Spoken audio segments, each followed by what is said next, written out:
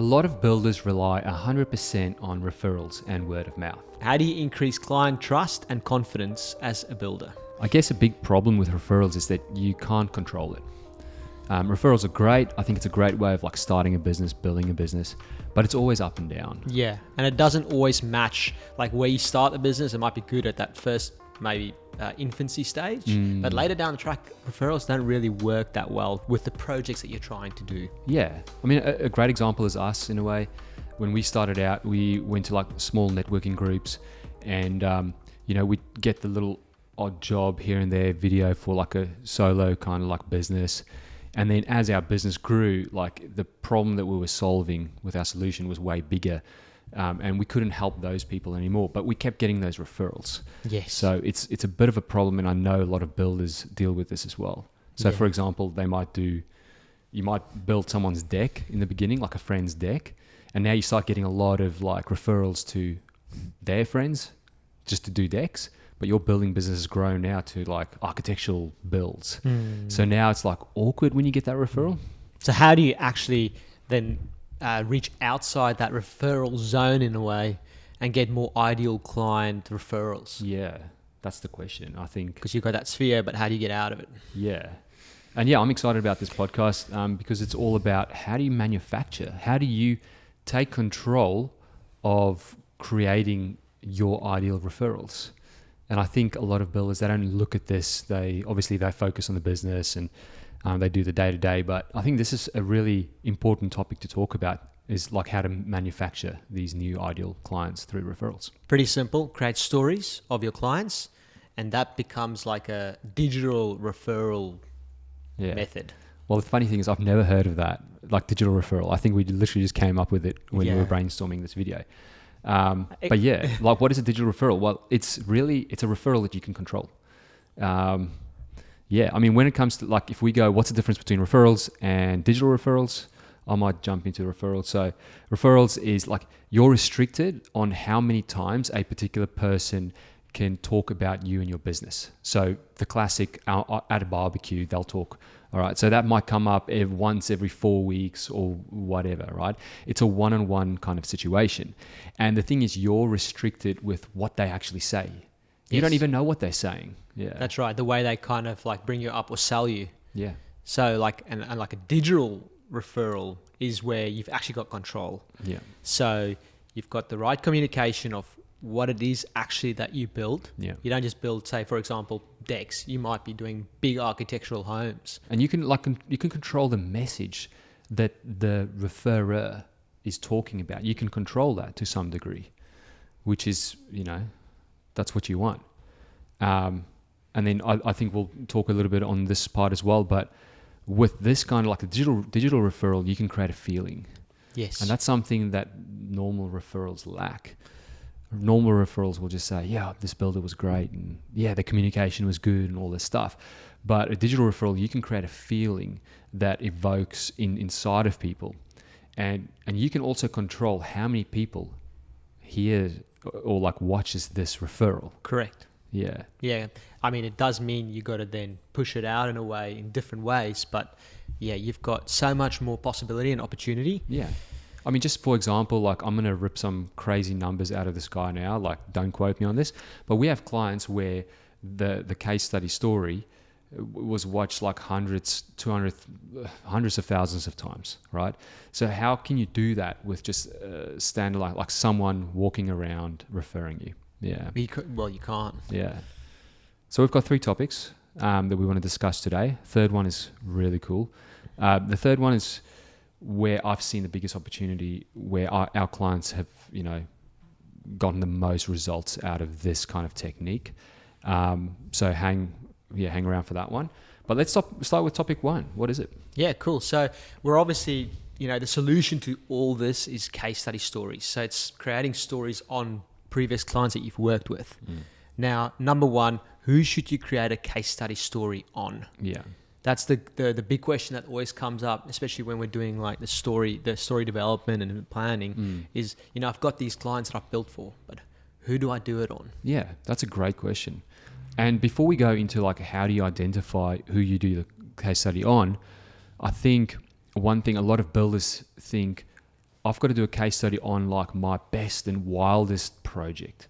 Now, that's all good if the future of your business is going to go that way. So you're going to do those type of projects moving forward. But if it's like a once-off type of project, you're not going to do that ever again.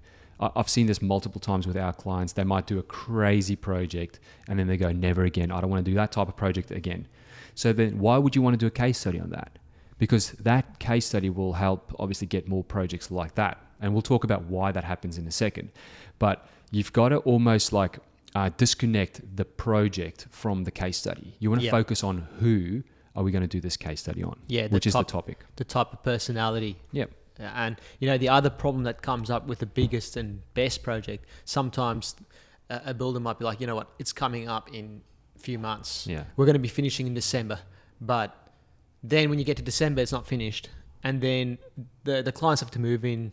And then suddenly you're looking a year and a half of wasted time. Yeah. Time is precious. Yeah.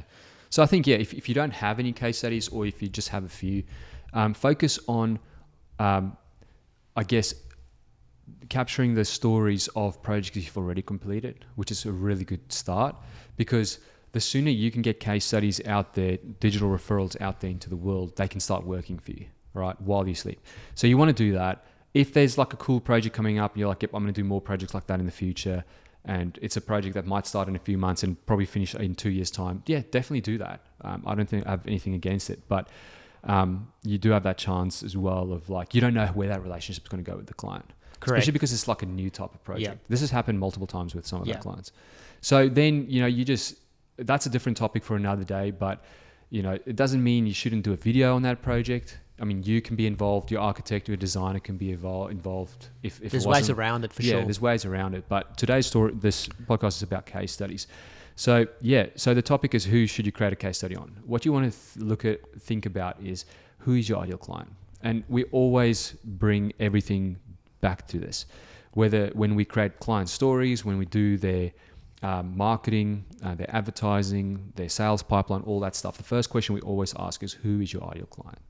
So you have to get clear on that. Correct. Because everything stems from that, and otherwise you're just wasting time. Yeah. So. Yeah. And then the reason why you want to do that is because then you have a look at, okay, this is my ideal target market. That's like my target. That's what I want to go. That's my focus. Who, as clients, do I have already in my back catalog that I've finished projects for that I can do a case study on? That's the question you want to ask yourself.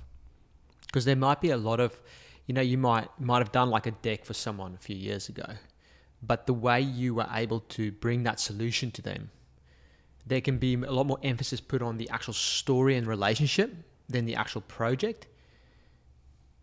And you can use that story as an example with future architectural homes. I think a big fear that a lot of builders have, and I mean, this is any business, is they have this fear like, will my client do a case study for me? Like, I'm too scared to ask them. Yeah.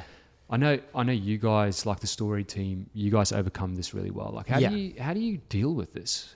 Yeah, that's a good question, because a lot of times you'll finish a project, the client will be like, yeah, it was good.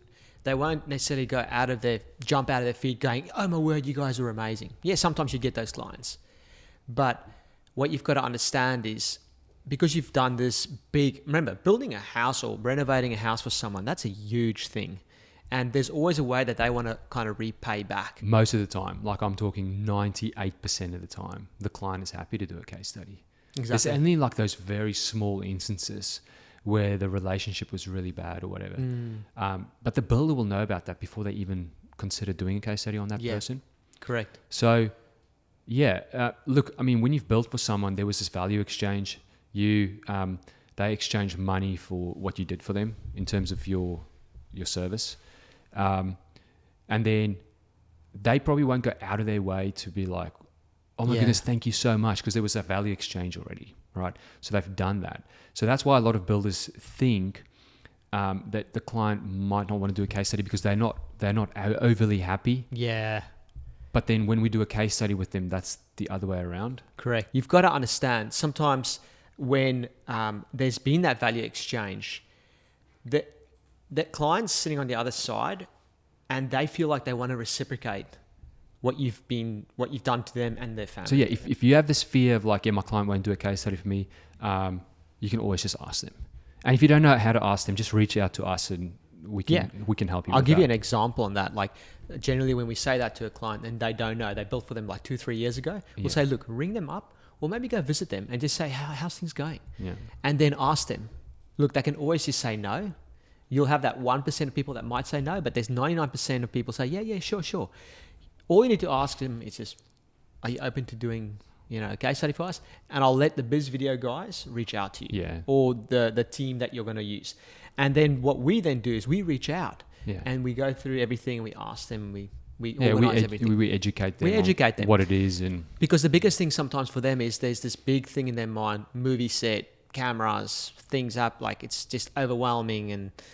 But the way we do it, we educate them, and then when we film with them, we make it as easy as possible for them, and they just love it. People just love going through that process. Yeah. Because it is something different for them and their family to do. Yeah, and a lot of I've heard a lot of clients say now they've got a cool video that like bookmarks a part of their life as well because they've just built something really big. Yeah. So it's a big memento for them as well. Yes. Yeah. So let's go over to topic 2. Maximize common similarities in your case study stories. Yeah. So this is a Robert Cialdini thing again in the book Influence.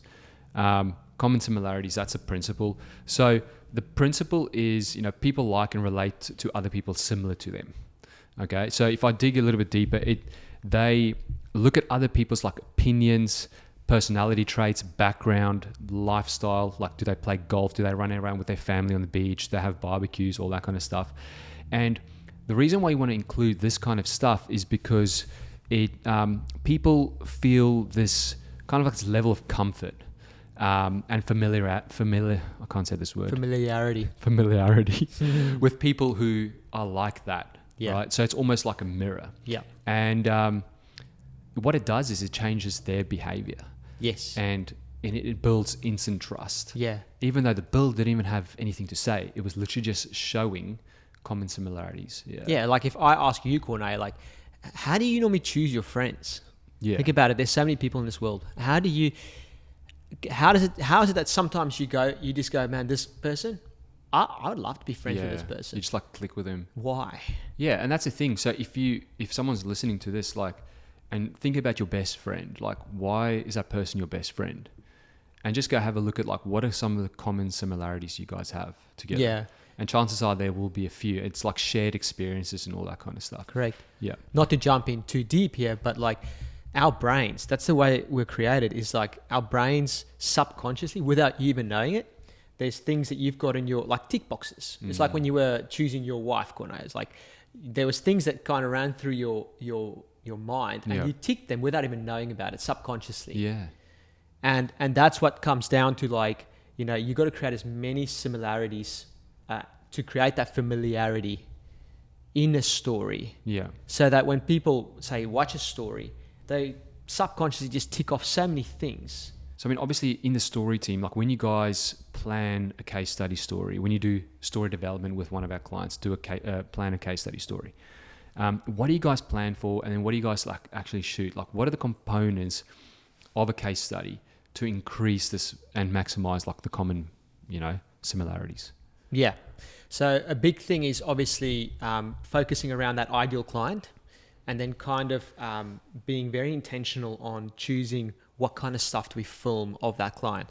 So if it's, let's say, a family of, say, with 3 kids, they're professionals, then the kind of stuff that we film comes around, obviously, the business professional side, focusing on to make sure people understand these guys are business professionals, okay?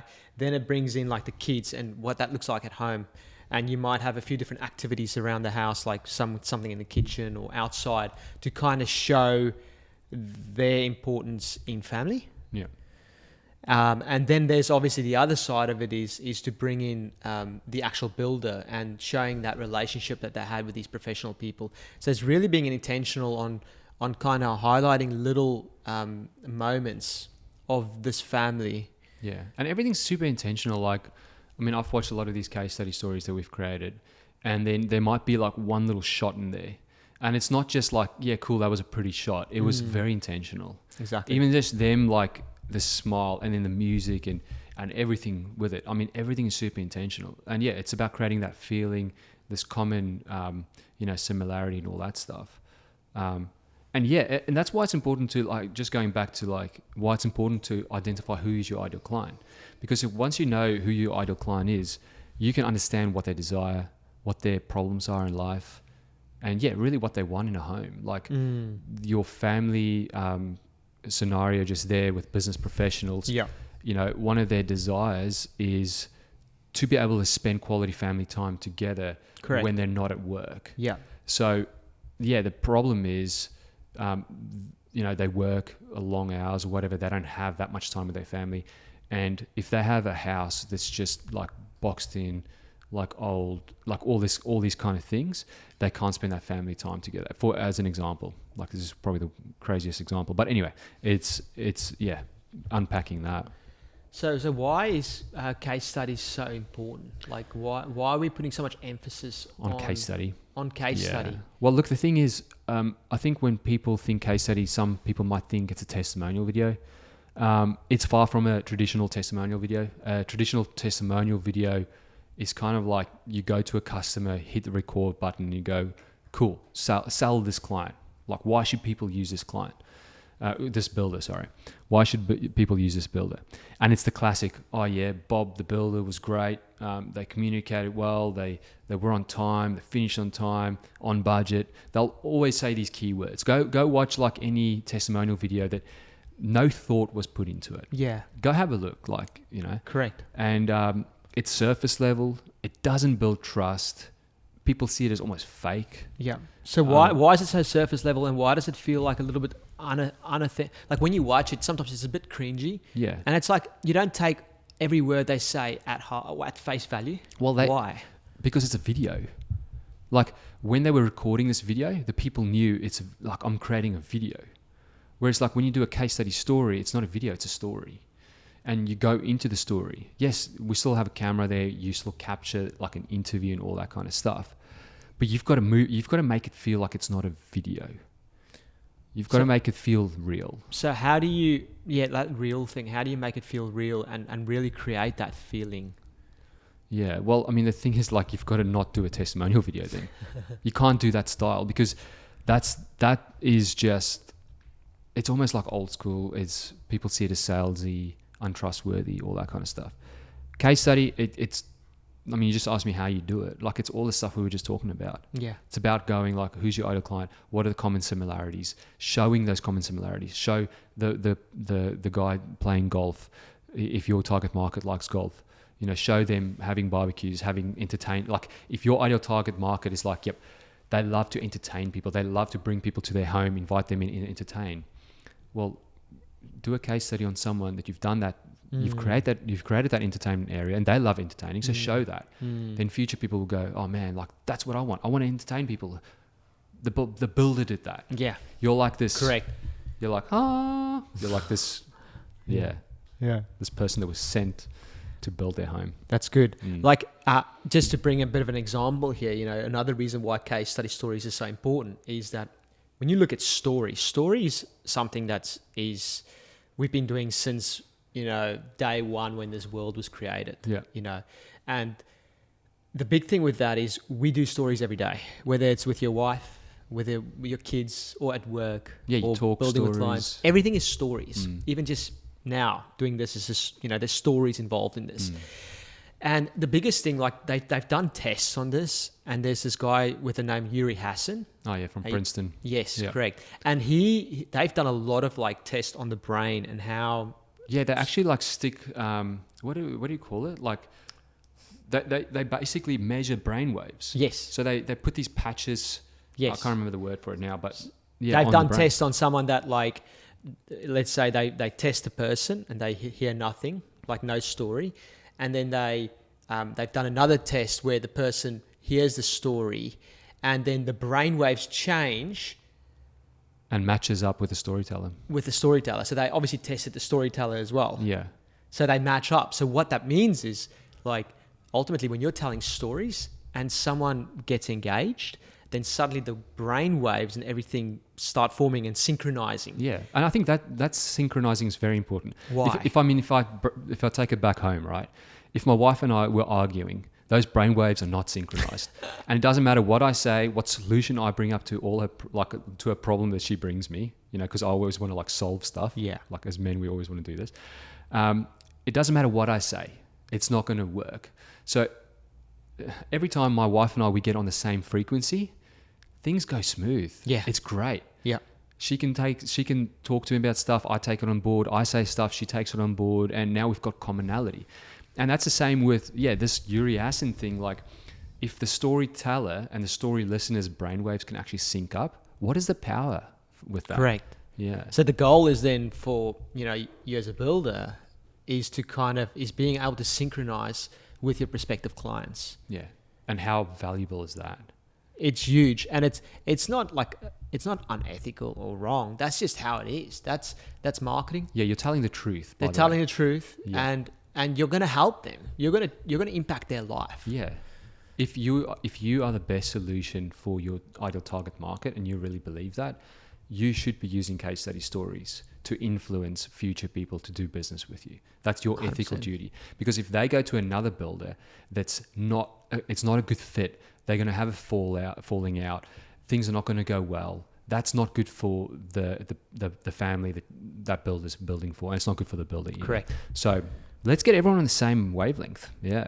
That's good. So probably a good... Are we on the same wavelength right now? I think so. Is it topic 3? well, let's go topic 3. Are we on the same wavelength as the builders listening in right now? That's the question. And that's a good question to ask, because that's where you got to constantly visit that. And so drop it in the comments. Which goes to our next topic. Yeah. All right. So topic 3. Create multiple case study stories. Yeah, this is important. A big thing that comes up is like, look, I've got 1 or I've got 2 case study stories. Why do I need to create more? These people have already said how I've helped them and impacted their life. So, I mean, if you look at your ideal clients, it's kind of broad in a way. A lot of companies, I don't really like this too much.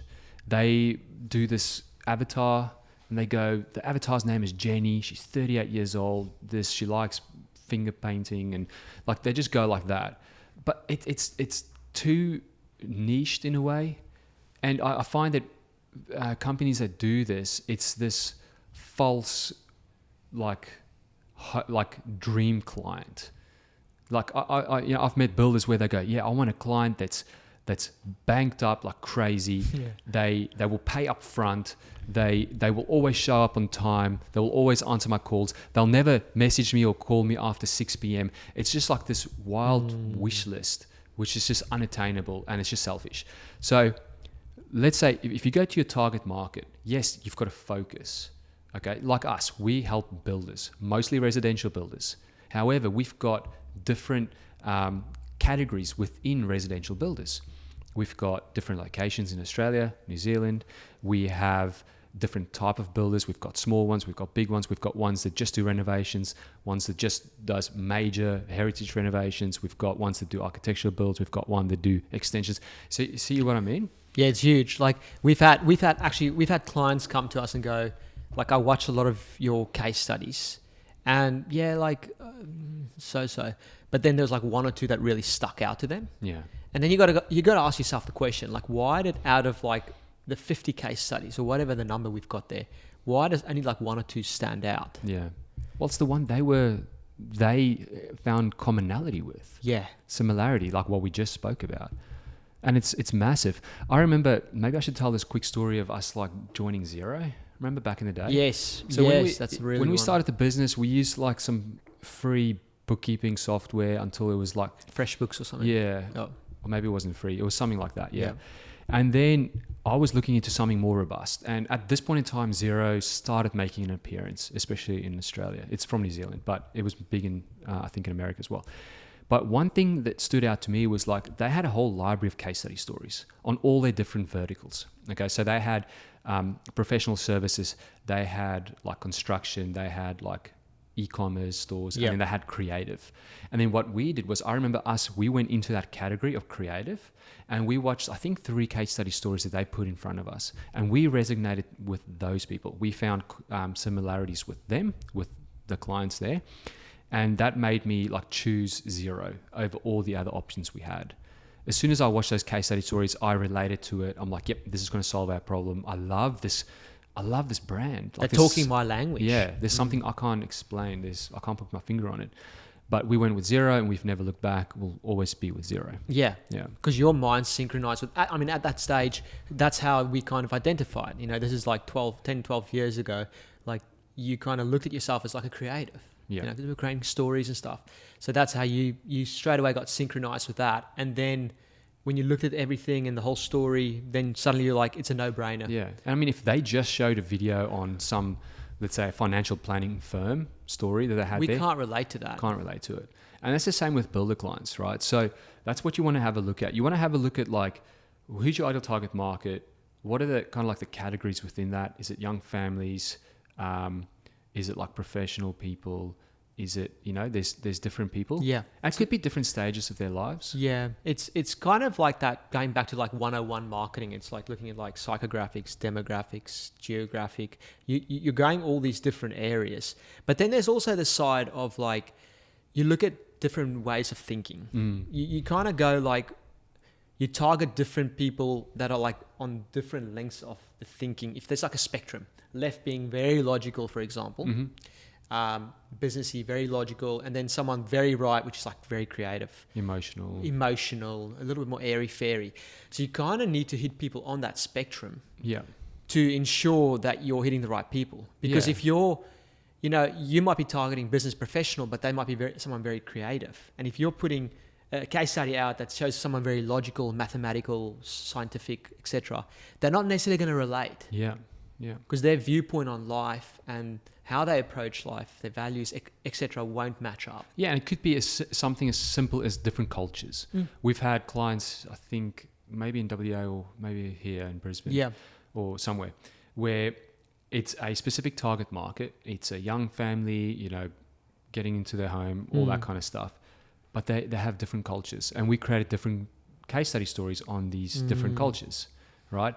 And this has been massive for them because the particular case study with a particular culture will resonate with those kind of people in that culture and so on. So that's massive.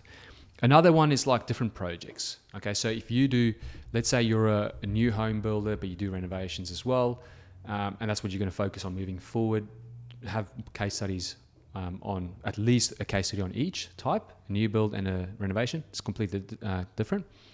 Even so far, I've like multiple case studies on each one. Yeah, because you got to think about it. Like, let's say you got a meter and it's like 0% and it's like 100%. Yeah. And you're trying to build, you know, this is the topic, is building client trust and confidence. You got to understand, like, in a market as what we're in right now in 2023, is you got to build a lot of that confidence and trust. And the way you do that sometimes is little increments through different ways of marketing and talking with the client, etc. Now, imagine having multiple case studies and they are able to watch and relate to these clients, and it might be like the first case study they watch increases and makes them go 0 to 20%, and then 0 to 60%. So you're trying to, it's like this thing where you're trying to get it to 100%, because if you get to 100%, then they're like, I love you guys. That's why sometimes if you have only like, let's say, one case study story on the website, like, it's good. Yeah, people might think it's like some people need more. Yeah, and they might also think it was like a one-hit wonder. It's like, oh, they got this project. Yeah. And it might have been their own project. Yeah. That they might have developed themselves or whatever. That can't really be a case study story, but yeah, anyway. Yes. But yeah, I know of clients that before they go and talk, they go on site with a prospective client, they make sure that the prospective client watches like 8 of their case study stories first. Yes. And they won't go on site until the person has watched all 8 case study stories, because they want that person on site trusting that the builder already. They want them educated. They don't want them to ask silly little questions just to like probe and figure out, should I trust this builder? Yeah. They want them to go, okay, cool, let's talk about your vision. Let's talk about what you want to achieve with this build. Yes. Why do you want to do it? Instead of like these stupid little frequently asked questions that could have been dealt with in a PDF or even like in these case study stories. Yeah. Yeah. Because like what's the ultimate goal? With every client that comes to you, what's the ultimate goal? Is it to reduce that time that they kind of like they're speculating, they're figuring out, they're trying to figure out they can trust you? Is the goal to try and reduce that as little as possible so that they trust you straight away, and then when you guys meet for the first time on site, you can get straight to business, and they're a lot more open, feeling like they can share. Because I know a lot of clients that we've done case studies on, they said at the start when they met XYZ builder, it was good, but like they maybe felt a little bit like, you know, they couldn't share everything. They don't want to share all their dreams and goals. Yeah, or budget. They don't want to share budget. So the quicker we can get them to be open and transparent, the better it's going to be for both parties. Yeah, and think about your friends again. Let's use the friend analogy real quick again. Your best friend, you will tell your best friend things that you will not tell someone just off the street. And that's the same thing. You know, I know that a lot of people say don't become friends with your clients and all that kind of stuff. We've got the best friends in our client group. It's crazy. So I'm not going to go into that topic now. But what you want to aim for is you want your clients to almost have this kind of like friendship, because what that means is you have ultimate trust and you've got ultimate confidence. Yeah, that's good. So I guess, is there anything else that you wanted to share, Kunai, on this topic of building trust and increasing that confidence with clients, prospective clients? Well, I think the thing is like it's taking responsibility again. Take responsibility for the fact that you have a lot of opportunity here. You've got a lot of control. Okay, a lot of builders in this age of 2023, they almost become defensive. They just want to like pause. They want to pause and life. ride out and see how things going and where it goes. And the thing is, like, if you take charge, if you take control, you can create these digital referrals. You can have multiple digital referrals out there in the world. Like when I say world, let's say in your marketplace, playing, being there every single moment of every single hour of the day. That's the opportunity right here. Do not rely on people that you've built for to go out and talk about you. Some people just won't even think about it. Some people don't want to do it. They've got other stuff to talk about. So you can take control. This is the biggest opportunity, I believe, for builders right now, is to create solid case study stories, multiple of them. We've seen this in our business. Go look at our case study library on YouTube or wherever. It's massive. It's inspiring. It builds trust and confidence. So builders need to do this. Yeah. And just something like on that, just something to kind of mention and bring out, you know, a lot of times we found when we do case studies for our builder clients, there's things said from that client's perspective that the builder's never heard. And it's like the benefits at play in obviously marketing their business, but also just the team and impacting the team and making them feel like, wow, what we're doing for clients is amazing. Yeah. So there's a lot of that external factors, especially if you want to encourage and build the culture within your team as well. What I might do is we'll just link a playlist to some of our case study stories just for you to get some ideas. But yeah, thanks for joining the podcast today, Andre. Thanks, Gunai. Cheers, man.